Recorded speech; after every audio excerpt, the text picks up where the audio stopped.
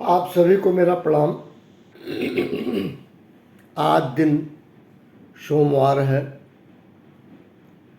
शक्ति की पूजा, शक्ति की उपासना होती है। परम पिता परमेश्वर, जगत पिता भगवान शिव, उनको मैं नमन करता हूँ। आज संपूर्ण जगत में, संपूर्ण हर यत्र तत्र सर्वत्र ट्रांसलेटर प्रोफेशनल्स, ऐसे लोग जो ट्रांसलेशन करते हैं, उनको मान्यता और सम्मान दिलाने का दिन है। उनको सम्मान दिया भी जाना चाहिए।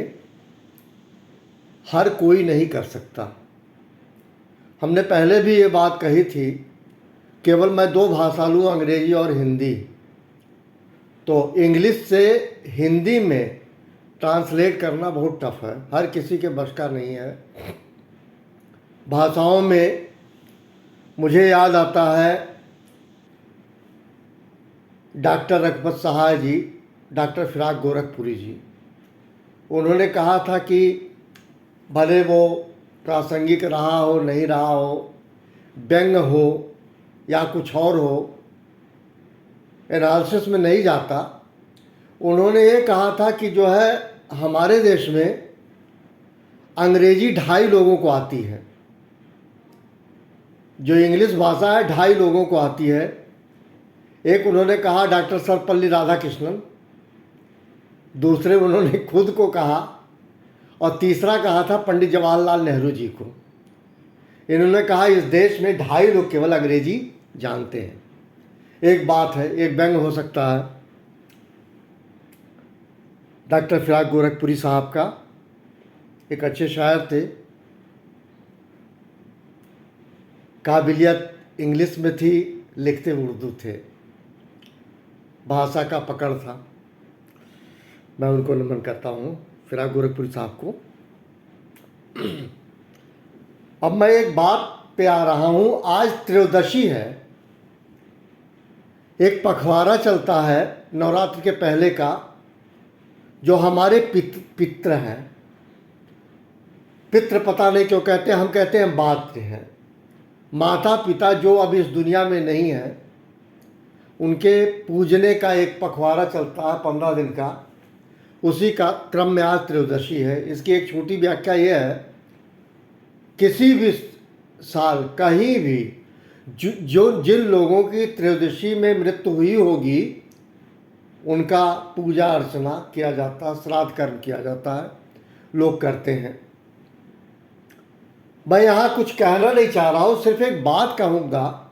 गीता में और भी मैंने पढ़ा है, वो ये है कि जैसे आप भोलेनाथ की पूजा करते हैं तो भोलेनाथ को पाएंगे, आप भगवान राम की पूजा करते हैं, राम को पाएंगे, भगवान कृष्ण के उपासक है, कृष्ण भगवान को पाएंगे। मैं यहाँ ये कह रहा हूँ, जो वहाँ कहा गया है कि अगर हम भूत की पूजा करेंगे तो हमको भूत मिलेगा। शायद यही कारण था गीता में निषेध है श्राद्ध कर्म, नहीं करना चाहिए। मैं थोड़ा सा एक दूसरी बात कह रहा हूँ, जब घर में किसी की मृत्यु हो जाती है, उस समय आप एक सेकंड नहीं गंवाते हैं और सोचते हैं कितने जल्दी इसका दाह संस्कार या दफना दिया जाए, या जैसे भी कस्टम जहाँ का भी है वो आप कर देते हैं। बहुत जल्दी करते हैं। वो चाहते हैं कितने जल्दी बॉडी डिस्पोज आप हो जाए जब किसी की मृत्यु होती है। और इससे बड़ा उदाहरण क्या है, कोई कितने बड़े महल में, मकान में रह रहा हो, सबसे अंदर कमरे में रह रहा हो, जिसमें दुनिया की सारी सुख सुविधाएं हैं, लेकिन जब उसकी मृत्यु हो जाती है तो घर के बाहर उसकी डेड बॉडी रखी जाती है, चिता सजाई जाती है। अब अगर उसको दूसरा तरह से देखें, जब बच्चा गर्भस्थ होता है तो 3 माह के बाद आत्मा प्रवेश करती है, आत्मा प्रवेश करती है। और हर व्यक्ति को ये समझना चाहिए, खास तौर से जो लोग बीमार है या मृत्यु के करीब हैं या तमाम परेशानियां, उनको एक चीज़ सुखद है कि ये शरीर यहाँ जाएगी लेकिन आत्मा नहीं जाएगी। आत्मा अजर अमर है, क्योंकि इसका ये कहा गया है जब किसी की मृत्यु होती है तो आत्मा आपने जो भी कर्म किए हैं उसके अकॉर्डिंगली जब आप अंतरिक्ष में ऊपर दुनिया जहाँ कहीं आपकी आत्मा प्रवेश करती है तो उसमें क्या करते हैं, जो प्रेतात्माएं हैं, जो पिशाच हैं, जो तमाम वो हैं, आपको कमज़ोर पाके दबा देते हैं। और आपको कमज़ोर पाके दबा देते हैं। इसको दृष्टिगत करते हुए आपको करना ये चाहिए कि जो आत्मा है, जो परमात्मा का अंश है, आपके शरीर में है, उसकी शुद्धता बनाए रखनी चाहिए। मतलब आत्मा को मार के, आत्मा को कष्ट दे के कोई ऐसा कृत्य ना करें। ये एक आगाह किया जाता है, डराया नहीं जाता। सिर्फ ये बताया जाता है कि प्यारे, आत्मा परमात्मा से संबंध है और आपके अंदर आत्मा है जब तक आप जीवित हैं। परंतु आपकी जब मृत्यु हो जाती है तो आत्मा चली जाती है, पर काया प्रविष्ट कहीं होती है। लेकिन इसके पहले आपके कर्मों के अनुसार स्वर्ग नरक का भोग किया जाता है। और मैं फिर बता रहा हूं, अगर आपने अपनी आत्मा को कुंठित करा, आपने कुछ गलत कार्य किए, तो वो भटकना पड़ता है और जो प्रेत आत्माएं होती हैं वो आपको दबा देती हैं। अब मैं एक बात कहूँ, आज के 70-75 वर्ष पहले लोग नहीं मानते थे आत्मा के विषय में।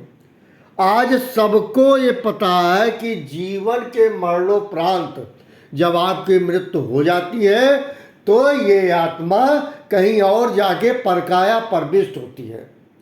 पहले लोग नहीं मानते थे, अब सब लोग ठंडे पड़ गए और माना लोगों ने कि अच्छी आत्मा, बुरी आत्मा, शुद्ध आत्मा, निर्मूल आत्मा, खराब आत्माएं, ये आपका जो कर्म कर्तव्य समर्पण है ये आपको आत्मा के साथ ढोएगा।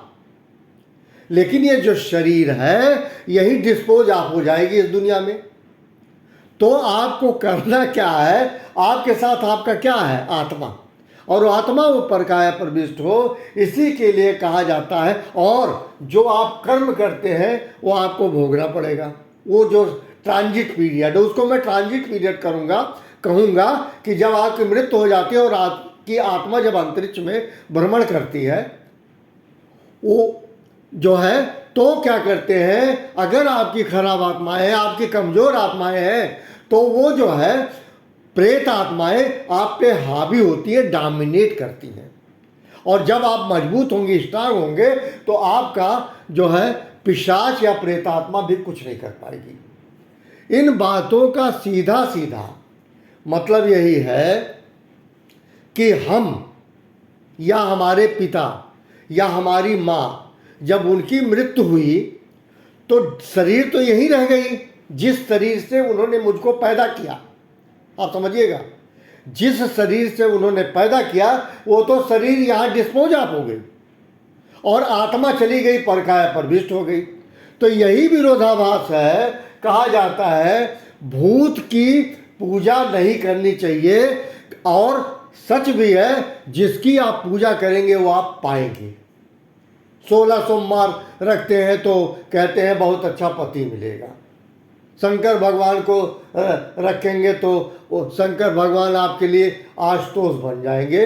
आशुतोष का मतलब होता है प्रसन्न चित्त आपके प्रति, शिव भगवान। और शिव सबने माना है प्यारे, शिव का कोई आकार नहीं है, शिव निराकार है, शिव एक ज्योतिपुंज है। मैं ये कहूँगा अगर कुछ और नाम लेना चाहते हैं तो जगत पिता का कोई आकार नहीं है, वो एक ज्योतिपुंज है।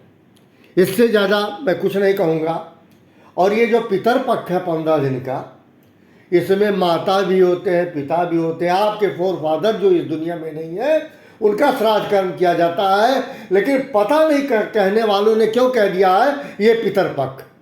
मैं कहता हूँ ये पितर पक्ष नहीं है, ये मातृ का भी पखवाड़ा है जिसकी माँ की मृत्यु हो गई है। तो पिता कहाँ से, पिता बगैर माता के पिता कहाँ है? अगर नारी नहीं होती तो पिता हो तो बनता कैसे वो? तो सम्मान दोनों को दिया जाना चाहिए भाई। देवी और देवताओं का दोनों का सम्मान इस देश में होता है। ये देश पेशागत नहीं है, ये देश भावनाओं से भरा हुआ हमारा कंट्री भारत देश है। भावनाओं में पलता है, भावनाओं में जीता है और भावनाओं में ही रहता है। Thank you very much.